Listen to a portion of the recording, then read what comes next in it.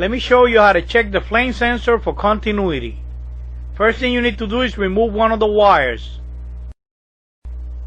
Set your multi-tester to RX 1K ohms.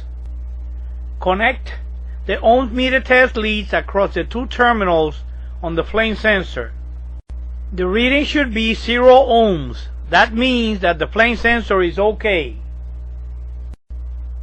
If the needle doesn't move, the flame sensor is bad and you will need to replace it.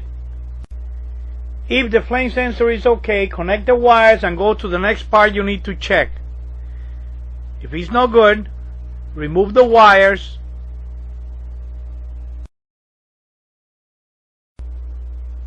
Remove the flame sensor holding screw.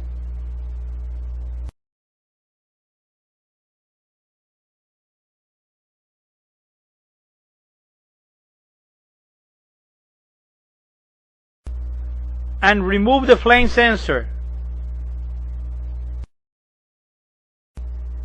Grab the new flame sensor and set it in place.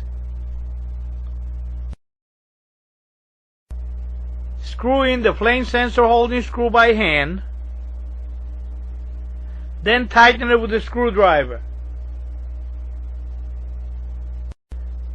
Install the two wires to the flame sensor. That's it. That's how you test and replace the flame sensor. For the best place to buy replacement parts online, visit Repair Clinic.